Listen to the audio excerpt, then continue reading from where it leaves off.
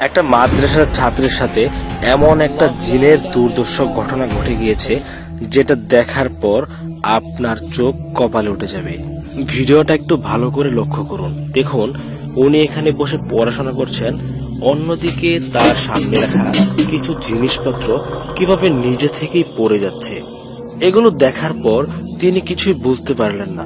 অবাক দৃষ্টিতে চারদিকে তাকিয়ে দেখছেন আসলে এখানে কি হচ্ছে। আসলে ইনি হচ্ছেন একটা মাদ্রাসার ছাত্র। তিনি অনেক দূর থেকে এসে এখানে পড়াশোনা করছেন। মাদ্রাসায় ক্লাস করার পাশাপাশি একটা মসজিদের খাদেম হিসাবে নিয়োজিত রয়েছেন। তাকে মসজিদ কমিটির পক্ষ থেকে এই ঘরটি দেওয়া হয়েছে। আসলে এই ঘরটি একটা নির্জন জায়গায় অবস্থিত, যেখানে আশেপাশে কোনো বাড়িঘর নেই। একটু দূরেই রয়েছে একটা শ্মশান। এলাকার লোকজন সেই শ্মশানকে ঘিরে নানান রকম ভয়ানক কথা তাকে শোনানোর পরেও সে নিরুপায় হয়ে এখানেই থাকতে রাজি হয়েছেন। এর আগে তার সাথে অনেক ছোটখাটো ভয়ানক ঘটনা ঘটে গেলেও সেগুলো সে খুব স্বাভাবিকভাবেই হ্যান্ডেল করে গিয়েছেন। কিন্তু আজকে তার সাথে যে ঘটনাটি ঘটতে চলেছে সেটা কি সে হ্যান্ডেল করতে পারবে? ভিডিওটি না টেনে দেখতে থাকুন, সামনে গিয়ে জানতে পারবেন। আমাদের মধ্যে একটা কথা খুবই প্রচলিত রয়েছে, আগুন থাকলে নাকি দুষ্ট জিনেরা আশেপাশে আসতে পারে না। এই কথাটা কি আসলেই সত্য নাকি মিথ্যা? আজকের এই ভিডিওটি দেখলে এই বিষয়টাও আপনাদের কাছে ক্লিয়ার হয়ে যাবে। তিনি কিন্তু এই কথাটা বিশ্বাস করে সামনে দুটো মোম জ্বালিয়েছেন, যেন জিনেরা তার আশেপাশে না আসতে পারে। একটা বিষয় আপনাদের কাছে ক্লিয়ার করে দেই, আপনাদের মনে হতে পারে এই ভাঙা ঘরে সিসি ক্যামেরা কোথা থেকে আসলো। আসলে এখানে কোনো সিসি ক্যামেরা নেই। ওনার কাছ থেকে এই সমস্ত ঘটনা শোনার পর আমরা একটা ক্যামেরা লাগিয়ে দিয়েছিলাম তার কথা সত্যতা যাচাই করার উদ্দেশ্যে। একটা বিষয় লক্ষ্য করুন, আগুন জ্বালানোর পরেও কিন্তু সামনে থাকা কলসটা নিজে থেকেই নড়াচড়া করছে।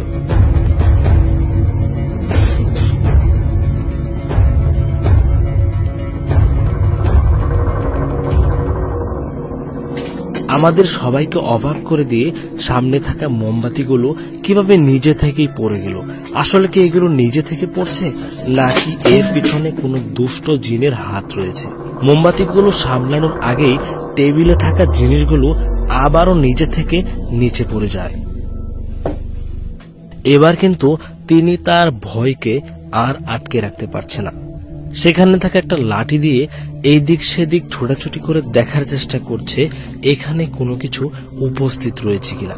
এই কথা বলতে না বলতে তার গালে কোনো একটা অদৃশ্য শক্তি সজোরে চড় মারলো। পিছনে থাকা চেয়ারটির দিকে একটু লক্ষ্য করুন, দেখুন চেয়ারটি কিভাবে নিজে থেকে ভেসে উঠছে।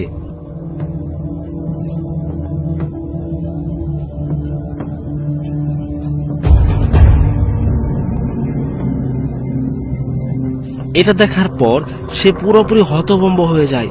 আসলে তার সাথে এগুলো কি হচ্ছে? সে চিৎকার করে আল্লাহকে ডাকছে যে আল্লাহ, আমাকে এখান থেকে তুমি রক্ষা করো। উনি আস্তে আস্তে মনে অল্প একটু সাহস জমিয়ে যখন চেয়ারটির কাছে যায়, তখন তার সাথে যে বিষয়টি হয় সেটা দেখার পর আপনি আঁতকে উঠবেন।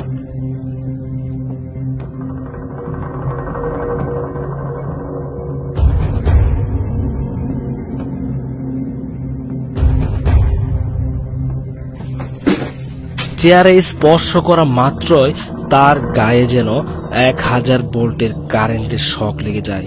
সে ছিটকে পড়ে যায় পিছনের দিকে। কোনো কিছু সে বুঝে উঠতে পারছে না তার সাথে কি হয়। আদৌ কি সে এখান থেকে বেঁচে ফিরতে পারবে নাকি তার এখানেই শেষ নিঃশ্বাস ত্যাগ করতে হয়?